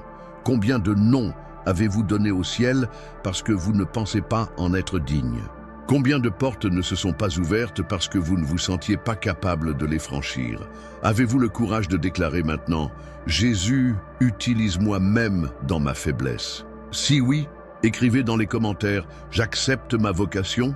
L'angoisse de la nuit peut cacher un trésor, la révélation de qui vous êtes en Dieu, mais seuls ceux qui restent, ceux qui continuent à fouler les raisins quand cela semble inutile, ceux qui acceptent que Dieu parle même en silence, peuvent entendre cette voix qui dit « Va avec ta force ». Parce qu'au fond, la grande force de Gideon n'a jamais été la sienne. Cela venait de lui, de Dieu. Et c'est aussi sa force aujourd'hui. Croyez-vous vraiment que Dieu n'appelle que les forts? Ou choisit-il à juste titre les faibles pour faire honte à ce que le monde considère comme de la sagesse? Pensez-y, remettez cela en question. Remettez en question cette croyance selon laquelle vous devez être plus pour que Dieu vous utilise. Et si je vous disais qu'il y a quelque chose que presque personne ne réalise dans cette histoire? Gideon a demandé des signes, il avait des doutes, il a testé Dieu, et pourtant il a été choisi. Cela change tout. Cela détruit le mythe de la foi parfaite. Cela montre que Dieu ne choisit pas qui a toutes les réponses. Il choisit celui qui continue de poser des questions, même dans la peur. Et toi, allez-vous continuer à attendre le scénario parfait ou allez-vous dire « oui » aujourd'hui? Mais ce n'est pas tout. Quelque chose d'encore plus puissant est sur le point d'être révélé. Parce qu'il y a des moments où l'âme crie mais où le ciel semble silencieux. Et que se passe-t-il lorsque, même si vous entendez l'appel, vous sentez que Dieu s'est éloigné? La réponse se trouve dans le bloc suivant, et elle peut briser tout le silence qui paralyse votre foi. Alors que beaucoup se sentent la nuit au bord d'un gouffre émotionnel, il existe une douleur qui ronge de l'intérieur et est souvent ignorée. Le sentiment d'être injustement puni par Dieu, c'est le genre de pensée qui envahit silencieusement, comme un poison qui se répand dans l'âme. Pourquoi moi? Cette question murmurée dans l'oreiller mouillé de larmes est la même que celle qu'un homme, détruit par la douleur, a posée il y a des milliers d'années. Job n'a pas seulement perdu ses biens, il a perdu ses enfants. Il a perdu la santé, amis perdus. Il a perdu sa dignité. Mais ce qu'il n'a pas perdu, c'est le courage de remettre sincèrement en question Dieu. Imaginez que vous vous réveillez chaque jour et réalisez que tout ce que vous aimez vous a été arraché. Et pourtant, être entouré de gens qui disent que c'est de ta faute, que ta souffrance est une punition, que ta douleur a une explication, mais aucune de ces voix ne connaît votre cœur. Aucun d'eux ne comprend l'abîme que vous ressentez lorsque vous vous allongez la nuit, en essayant de comprendre où est Dieu dans le silence de votre douleur. Job a déchiré ses vêtements, s'est rasé la tête et est tombé à terre. Mais il a adoré ça. Il dit « Nu je suis sorti du sein de ma mère, et nu je reviendrai. Le Seigneur a donné, le Seigneur a repris, béni soit le nom du Seigneur. » Job 1, 21. Mais cela signifie-t-il qu'il a accepté la souffrance sans protester? Non. Tout au long du livre de Job, nous voyons un homme qui parle à Dieu avec son âme exposée, qui crie, qui se rebelle, qui réclame des explications. Et cela ne l'a pas éloigné de Dieu, bien au contraire, c'est ce qui l'a rapproché. Dieu n'a pas peur de votre douleur. Dieu ne rejette pas vos pleurs. Il veut se révéler à travers une souffrance que vous ne comprenez pas. Job a appris qu'il n'y a aucune douleur qui passe inaperçue aux yeux de Dieu, mais il y a ici quelque chose d'encore plus profond. Dieu n'a jamais répondu directement aux questions de Job. Au lieu de cela, il s'est révélé, il a montré qui il était. Parce qu'en fin de compte, la réponse dont l'âme a besoin n'est pas un « pourquoi », c'est un « qui ». Ce n'est pas l'explication qui apporte la paix, c'est la présence.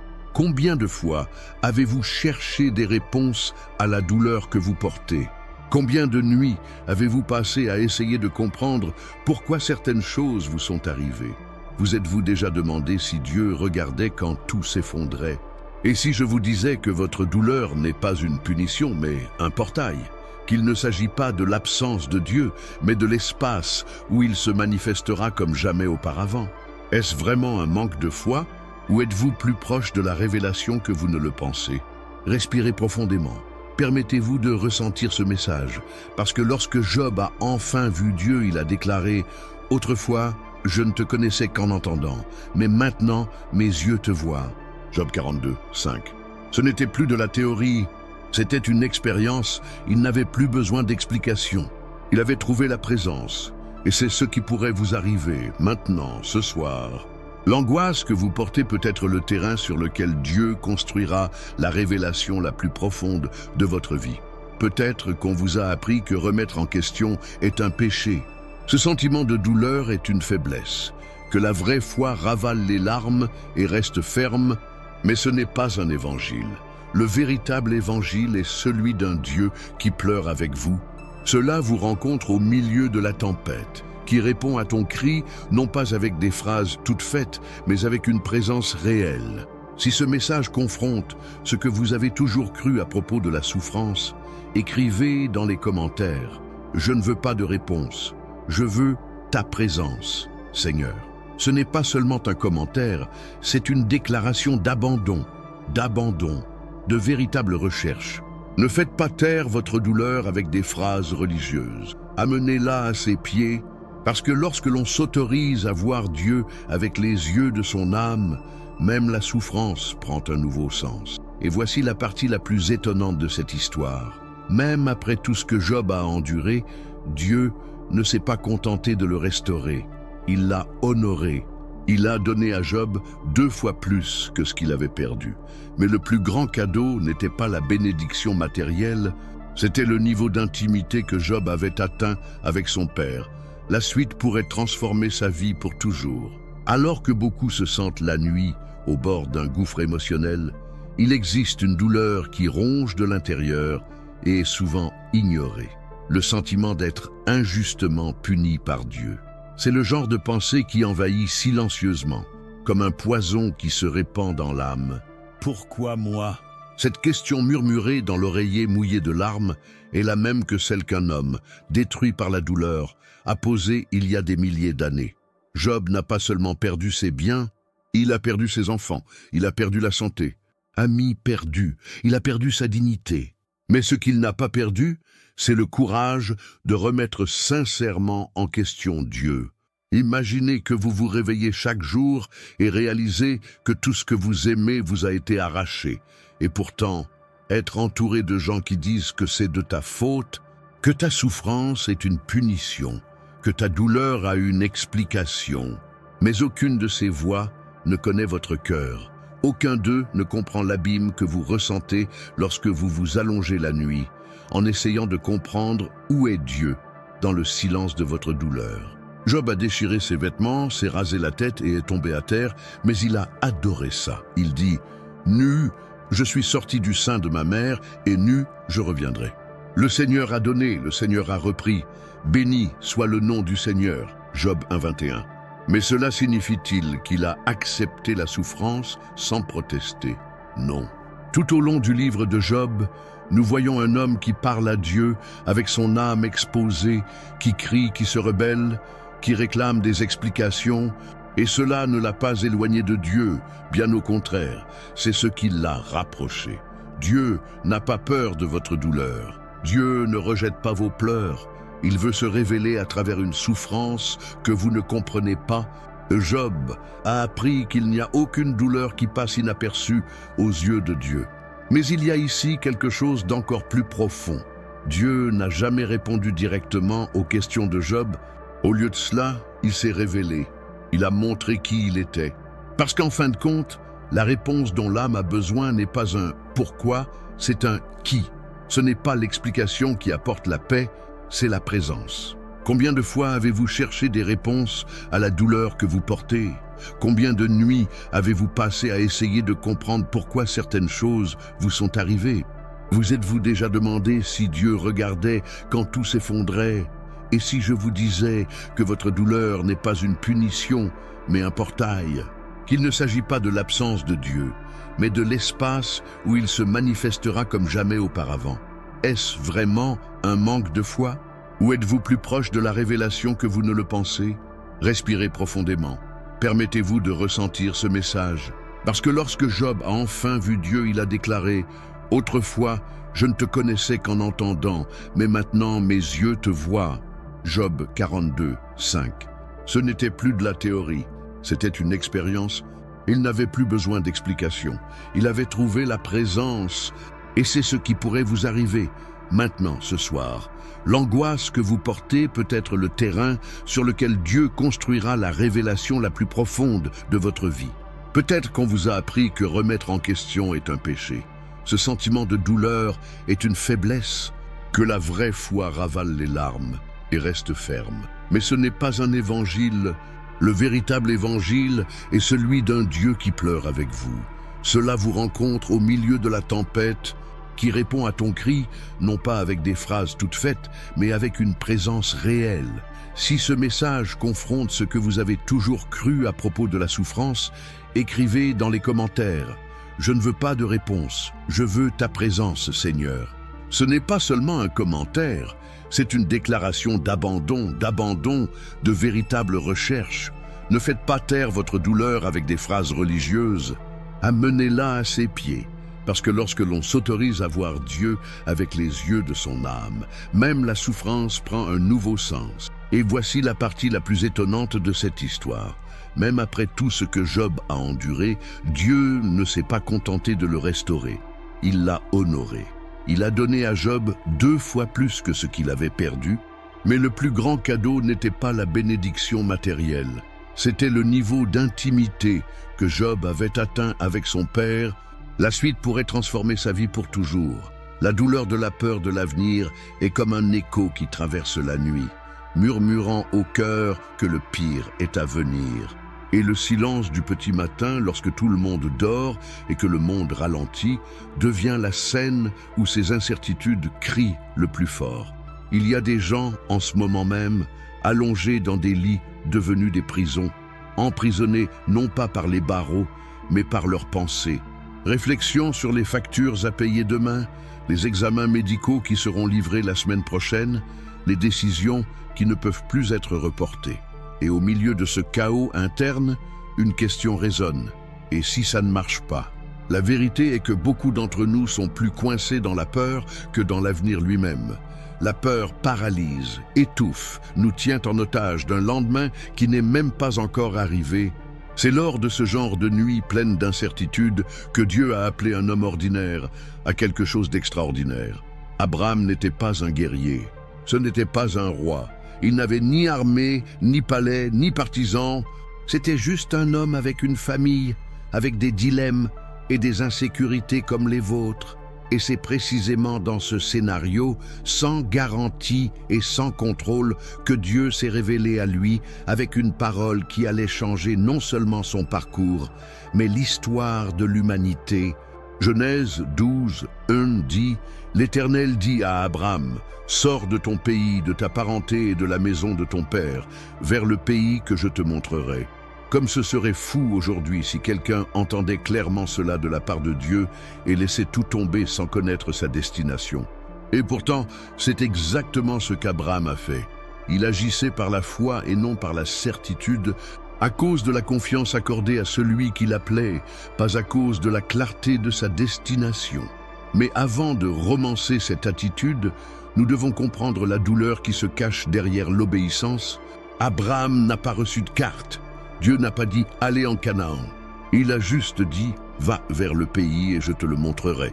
Cela nécessite une foi qui détruit la logique, une foi qui regarde dans les ténèbres et dit « Même sans voir, je suis, parce que je sais qui est devant. Et peut-être que ce sera ta soirée ». La nuit, vous devez également lâcher le contrôleur, abandonner la peur, abandonner les promesses humaines et accrochez-vous à la promesse divine. Parce que le même Dieu qui a appelé Abraham au milieu de l'incertitude est le Dieu qui vous appelle par votre nom aujourd'hui. Il sait que tu en as marre d'essayer de prédire l'avenir, que vous êtes épuisé à force de planifier chaque étape pour ensuite voir tout devenir hors de votre contrôle. Et peut-être, juste peut-être, permet-il à cette instabilité non pas de vous punir, mais de vous positionner, pour vous rappeler que votre sécurité n'a jamais été dans demain, mais dans ceux qui vous attendent déjà demain. La peur de l'avenir ne peut être surmontée par davantage de planification, mais par davantage de confiance. Croyez-vous vraiment qu'il faut tout comprendre pour suivre Jésus? Ou est-ce précisément lorsque vous ne comprenez rien qu'il veut le plus que vous lui fassiez confiance? C'est ça, la provocation. Parce que la vraie foi commence là où s'arrête le contrôle. L'histoire d'Abraham nous montre que la confiance n'exige pas de garantie, et c'est là que beaucoup se perdent. Ils veulent suivre Dieu, mais seulement s'ils remettent un contrat signé avec toutes les clauses visibles. Mais Dieu ne travaille pas avec des contrats, il travaille avec des alliances, et l'alliance requiert la foi, nécessite une livraison. Peut-être vivez-vous comme Abraham avant l'appel, coincé dans un lieu, une mentalité, une routine qui n'a plus de sens. Sentir dans l'esprit que quelque chose doit changer, mais sans savoir comment, quand, ni où. Et savez-vous ce que Dieu vous dit? Allez. Mais il ne vous dit pas d'y aller seul. Il va de l'avant, il ouvre la voie, guidant chaque étape, soutenant chaque décision.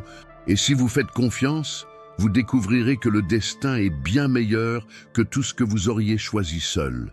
Si cette parole vous a touché le cœur, commentez. Jésus est mon avenir. C'est plus qu'un commentaire, c'est un acte de foi, un renoncement à la peur, une déclaration d'abandon. Et voici la partie la plus impressionnante de cette histoire. Abraham est parti, oui, mais ce que personne ne vous a dit, c'est que le voyage a été semé d'embûches. Il y avait la faim, il y avait un doute, il y avait de la peur, il y a eu un échec. Mais savez-vous ce qui s'est également passé? Alliance. Dieu lui est apparu à nouveau. Il a réaffirmé ses promesses, il répéta les mots Parce que Dieu n'est pas comme l'homme qui abandonne quand nous échouons. Il réaffirme quand nous trébuchons. Et maintenant, je dois vous poser une question profonde et peut-être inconfortable. Se pourrait-il que votre peur de l'avenir soit en réalité une forme déguisée de fierté parce que vous ne voulez pas perdre le contrôle? Parce qu'on dit souvent qu'on a peur, mais ce qu'on ressent en réalité, c'est la peur de ne pas être celui qui ouvre la voie. Abraham a tout quitté et est devenu Abraham. Du père de personne au père des nations.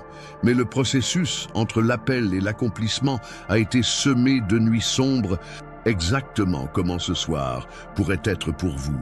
Jésus vous parle aujourd'hui en ce moment même en disant « Ayez confiance, je suis le Dieu qui vous montre le chemin pendant que vous marchez. » Et s'il y a quelque chose que cette vidéo veut vous rappeler, c'est ceci.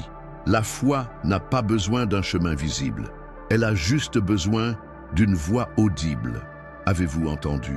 Parce qu'il parle, pas par le tonnerre, mais dans le calme de votre cœur. Alors dites-moi dans les commentaires, êtes-vous prêt à faire confiance même sans voir? Ou allez-vous continuer à attendre la carte complète avant de faire le premier pas? La suite pourrait transformer votre vie pour toujours. Êtes-vous prêt à découvrir ce qui se passe lorsque même le silence de Dieu a un but? Tandis que certains affrontent le silence de la nuit avec les yeux lourds de fatigue, d'autres vivent avec le poids bien plus cruel du silence de Dieu. Le cœur crie, les larmes coulent en prière qui semblent s'évaporer avant d'atteindre le ciel. C'est dans ce vide, dans cet espace entre le cri et la réponse, que beaucoup commencent à se demander « Dieu est-il toujours avec moi ?» Jésus a traversé cet abîme d'angoisse. Lui, le Fils de Dieu, s'est agenouillé à Gethsémani, le cœur noyé dans la douleur, transpirant des gouttes de sang. Qu'a-t-il demandé? Puisse, si possible, cette coupe passer. Mais ce qu'il a reçu, c'est le silence. Il n'y a pas eu de réponse immédiate. Aucun ange n'est venu apporter la délivrance. Ce qui est venu, c'est de la douleur, de la sueur, de l'angoisse et le besoin de continuer à faire confiance. Matthieu 26, 39 rapporte ces paroles. « Père, si possible, éloigne de moi cette coupe. Néanmoins, non pas comme je veux, mais comme tu veux. » Ce verset révèle la tension spirituelle la plus réelle de la foi. Faire confiance même lorsqu'il semble que Dieu n'écoute pas. Avez-vous déjà ressenti cela? Avez-vous déjà prié jusqu'à perdre vos forces, jusqu'à perdre votre voix? Et pourtant, il ne semblait y avoir aucun changement. Peut-être êtes-vous actuellement dans un Gethsémani émotionnel? Il a atteint la limite. Et comme Jésus, il est seul. Ceux qui devraient regarder avec vous, amis, famille, dirigeants, se sont endormis. Votre douleur ne leur est pas visible, mais elle vous ronge intérieurement. Gethsémani est le lieu où l'âme dit adieu au contrôle et fait face à la foi brute.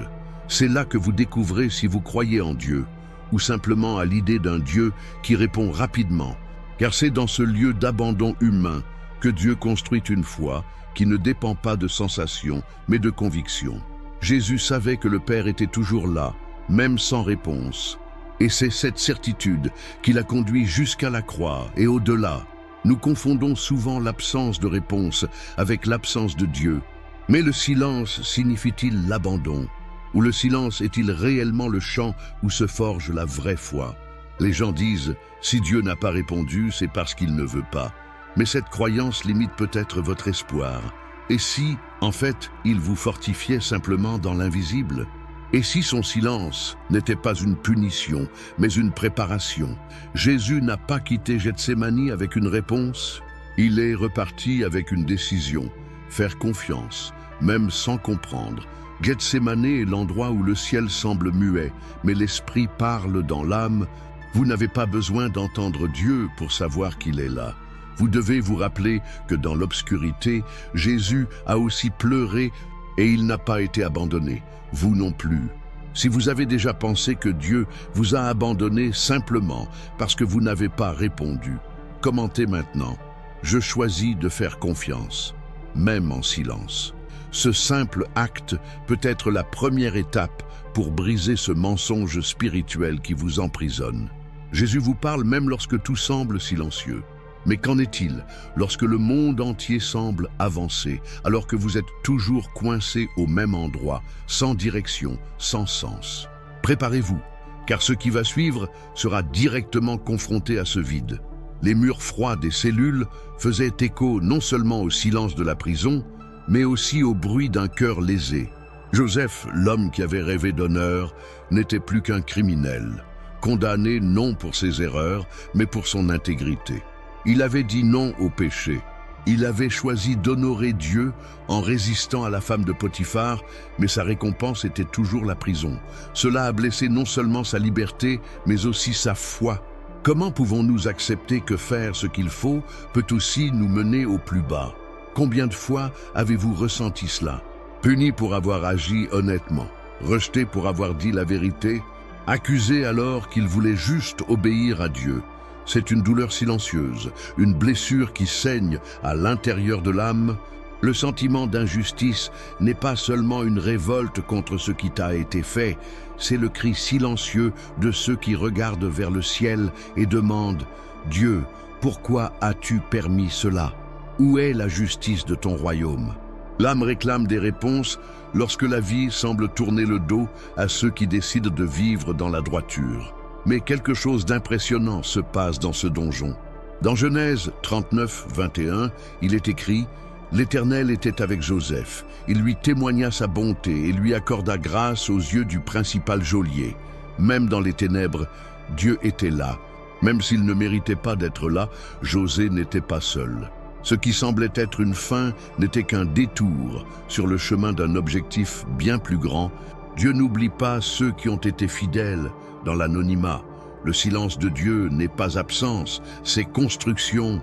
La souffrance de Joseph n'était pas une punition, c'était une préparation. Et si je vous disais que cette injustice que vous vivez pourrait en réalité être le pont vers un projet que vous ne voyez toujours pas? Que peut-être la porte qui a été fermée de force vous empêche d'emprunter un chemin qui détruirait votre identité. Dieu permet souvent au chaos de déraciner l'orgueil et de faire naître en nous une foi qui résiste même à l'injustice la plus cruelle. Joseph est passé de prisonnier à gouverneur de l'Égypte. Mais avant de s'asseoir sur le trône, il devait prouver qu'il faisait toujours confiance à Dieu, même lorsque tous les signes disaient le contraire. Pouvez-vous garder votre foi même si vous êtes traité comme coupable d'être juste? Commentez maintenant. J'ai confiance en Dieu, même lorsque la justice des hommes échoue. C'est le genre de foi qui active le ciel. C'est la foi qui transforme une cellule en salle d'entraînement pour un but éternel. Ne vous y trompez pas, Dieu regarde. Il sait ce qu'ils t'ont fait. Et au moment opportun, il vous exaltera non par vengeance, mais parce que le ciel ne manque jamais d'honorer ceux qui restent fidèles au milieu de la douleur. Et voici le point que presque personne ne réalise dans cette histoire. Joseph a été traité comme un criminel, mais sa fidélité était la clé du royaume. Celui qui vous a humilié aujourd'hui aura peut-être besoin de votre miséricorde demain. Et quand ce jour viendra, que votre cœur soit suffisamment pur pour régner avec compassion. Car celui qui est forgé par l'injustice devient un leader qui connaît la douleur de ceux qui sont lésés. Et ça change tout. Respirez profondément. Ressentez ce message en vous. Le ciel n'ignore pas les larmes qui coulent de l'obéissance.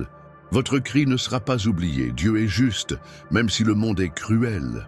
Et ce qu'il a promis, il l'accomplira. Même si aujourd'hui vous ne voyez que des chaînes et des murs. Joseph ne le savait pas, mais le trône était déjà réservé. Pouvez-vous croire que cette douleur fait partie de la promesse, et non une erreur sur le chemin? Ou êtes-vous toujours coincé avec l'idée qu'un Dieu juste ne permettrait jamais à ses enfants de souffrir? Mais ce n'est pas tout. Quelque chose d'encore plus puissant est sur le point d'être révélé. Thomas se fait connaître par un seul mot, doute.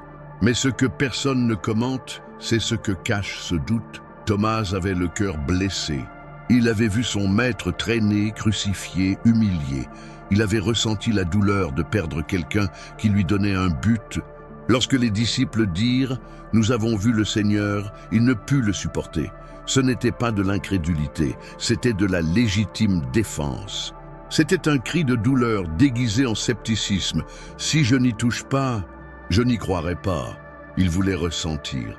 Je devais m'assurer de ne plus me laisser berner par l'espoir. Combien de fois as-tu fait la même chose? Vous dites que vous n'y croyez pas, mais au fond, vous avez juste peur d'être à nouveau déçu. Vos prières silencieuses ne sont pas un manque de foi. Elles sont une protection contre d'autres blessures. Vous avez déjà fait confiance et avez été trahi. Autrefois aimé et oublié, il s'est déjà rendu et est resté seul. Comment faire confiance maintenant? Thomas doutait, mais Jésus ne le rejetait pas. Il est apparu juste à cause de lui, et en étendant les mains, il dit « Ne soyez pas incroyants, mais croyants ». Jésus a compris la douleur derrière le doute. Se pourrait-il que ce que vous appelez la froideur spirituelle ne serait-ce que le reflet d'un cœur qui a déjà trop saigné? Commente maintenant « Jésus guérit ma confiance », mais ce n'est pas tout. Et ce qui est arrivé ensuite à Thomas est l'une des plus belles preuves de la façon dont Jésus transforme les traumatismes en mission. Il était midi lorsqu'elle arriva. Personne n'allait au puits à ce moment-là. Le soleil brûlait, le sol craquait et le silence était aussi lourd que sa honte. Elle portait un pichet et une histoire qu'elle essayait de cacher. 5 maris, une relation actuelle qu'elle n'appelait même pas mariage. Le regard des autres femmes était plus tranchant que des mots. Et c'est pour ça qu'elle y est allée seule. Mais ce jour-là, Jésus était là. Séance. En attendant, il savait exactement qui elle était et pourtant il demanda « Donne-moi à boire ». Elle trouvait ça étrange. Un juif parlait à une samaritaine.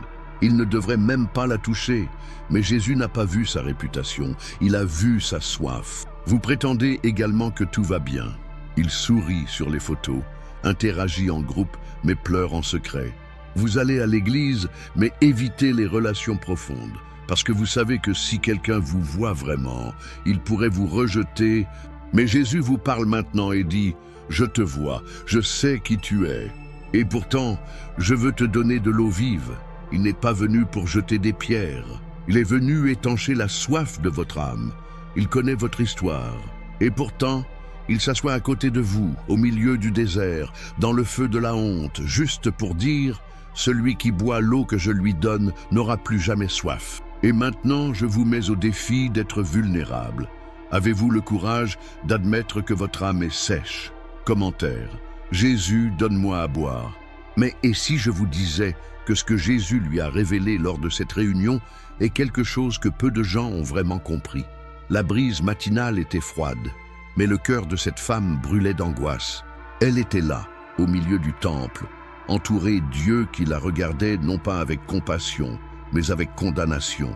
Chaque regard était comme une pierre invisible lancée contre son âme. Elle n'avait pas besoin qu'ils disent ce qu'ils pensaient, leur visage criait déjà « Femme adultère, impur honte ». L'humiliation publique n'était que le reflet d'une douleur qu'elle avait longtemps portée en silence. Ce n'était pas seulement sa faute pour ce qu'il avait fait, c'était le poids de ce qu'il disait qu'elle était. La foule n'a vu aucun être humain. J'ai vu un scandale. J'ai vu un défaut, j'ai vu quelqu'un de jetable. Qui n'a jamais ressenti cela? Comme si l'existence elle-même était une erreur, comme si personne ne voyait vraiment le cœur derrière la chute. La douleur d'être jugé ne réside pas seulement dans les mots qui font mal, mais aussi dans la solitude de n'avoir personne qui veuille entendre ce qui vous a conduit là. Et c'est à ce moment précis de l'histoire que Jésus entre en scène. Les pharisiens l'entourent et tentent de le tester. « Maître, cette femme a été prise en flagrant délit d'adultère. Dans la loi, Moïse nous ordonne de lapider de telles femmes. Et Seigneur, qu'en dis-tu » Il ne voulait pas de justice, il voulait du sang. Mais Jésus se penche, écrit par terre et répond à la question par une phrase qui traverse les siècles. « Que celui d'entre vous qui est sans péché lui jette le premier la pierre. » Le silence qui suivit fut plus fort que n'importe quelle accusation. Un de saint, les accusateurs sont partis. Le temple, qui faisait autrefois écho aux voix du jugement, était désormais le théâtre de la rédemption. Et là, seule devant Jésus, elle entend quelque chose qui change tout. « Femme, où sont tes accusateurs? Personne ne t'a condamné? »« Personne, Seigneur. Je ne vous condamne pas non plus. Va-t'en et ne pêche plus. » Si cette scène vous a touché, commentez maintenant « Jésus me comprend, même si personne d'autre ne le comprend. » Il ne s'agit pas seulement d'histoire ancienne, C'est le miroir de nombreuses vies aujourd'hui. Peut-être ressentez-vous exactement cela, non pas parce que vous avez commis une erreur, mais parce que vous êtes écrasé chaque jour par un monde qui ne sait que pointer du doigt. Peut-être que vous essayez de le cacher avec le sourire, avec de jolis vêtements, avec productivité, mais au fond, vous vous demandez s'il y a quelqu'un qui vous voit vraiment. Et la réponse est oui, Jésus vous parle. Il ne se contente pas de vous voir, il te connaît. Il ne vous appelle pas pour ce que vous avez fait, mais pour ce que vous pouvez encore être. Jésus n'est pas comme les hommes. Il ne vous définit pas par vos défauts, mais par la valeur que personne n'a encore pu voir. Si vous êtes arrivé ici, ce n'est pas par hasard. Quelque chose de plus profond se passe en vous. Peut-être avez-vous regardé cette vidéo, le cœur lourd, ressentant un poids que personne autour de vous ne remarque. Peut-être ai-je entendu chaque mot tout en retenant des larmes que personne n'a vu couler. Mais écoutez attentivement maintenant. Dieu vous appelle à une réunion avec lui. Il ne veut pas seulement soulager votre douleur, il veut guérir complètement votre âme. Ce message n'était pas seulement du contenu, c'était un message personnel du ciel à son cœur. Tout ce que vous avez entendu jusqu'à présent n'était pas seulement destiné à vous émouvoir, mais à vous transformer de l'intérieur. Jésus vous parle. Et s'il parle maintenant, c'est parce que le temps du changement est arrivé. Ne tardez plus. Ne vous endormez pas avec cette angoisse coincée dans votre poitrine. N'acceptez pas de vivre avec un fardeau que vous n'êtes pas censé porter. Respirez profondément. C'est le moment. Prions ensemble. Fermez les yeux. Laissez-vous toucher. Laissez Jésus entrer dans cette pièce sombre de votre âme, où vous cachez tout ce que personne ne sait. Il connaît déjà vos peurs, vos péchés, votre solitude, et pourtant, il est là. Seigneur Jésus, en ce moment, je m'abandonne complètement. Je n'ai plus la force de porter ce que je cachais. Mes erreurs, mes blessures, mes nuits blanches, je remets tout entre tes mains. Libère-moi de cette angoisse qui me paralyse. Cela touche mon cœur d'une manière surnaturelle. Que ta paix vienne maintenant sur moi comme un baume, guérissant, restaurant, renouvelant. Je ne veux pas seulement survivre, Seigneur, je veux vivre en toi. Cela m'aide à faire confiance, même lorsque tout autour crie le contraire. Tiens-moi par la main quand je ne sais plus où aller. Je vous livre mon passé, mon présent et même mes peurs du futur. Que ta volonté soit faite dans ma vie, au nom de Jésus. Amen. Si vous êtes arrivé jusqu'ici, c'est parce que Dieu travaille dans votre vie.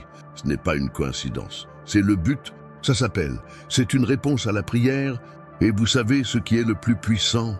La vidéo qui apparaît maintenant sur votre écran est la suite directe de ce que Dieu a commencé à faire en vous, ici. N'ignorez pas cela. Ce que vous y entendrez pourrait être le tournant exact de votre libération. Cela pourrait être la réponse que votre cœur attend depuis si longtemps. Ne fermez pas cette vidéo sans regarder la suivante. Votre transformation pourrait être à portée de clic. Commentez maintenant « Je suis arrivé jusqu'au bout » si ce message vous a parlé. Cela nous montrera que vous avez été vraiment touché et pourra également encourager les autres à lire les commentaires. Partagez cette vidéo avec quelqu'un qui a besoin de guérison, de paix, d'une parole vivante. Quelqu'un que vous connaissez souffre en silence. Soyez l'instrument de Dieu dans la vie de cette personne. Et si vous n'êtes pas encore abonné à cette chaîne, faites-le maintenant en signe de gratitude. Oui, votre inscription est plus qu'un clic, c'est un pas de foi. Cela signifie « Je veux vraiment marcher avec Dieu », car à chaque nouvelle vidéo, le ciel parle de manière de plus en plus profonde. Ceux qui sèment dans les larmes récolteront dans la joie. Psaume 126, 5. Ne terminez pas ce moment en tant que simple spectateur. Partez d'ici en tant que personne qui a choisi de vivre la vérité. Tu n'es pas seul. Vous faites partie de quelque chose de plus grand. Vous êtes aimé et ce que Dieu a commencé, il le terminera. Cliquez maintenant pour la vidéo suivante, car ce qui est sur le point d'être révélé touchera des zones de votre cœur dont vous ne saviez même pas qu'elles étaient encore blessées.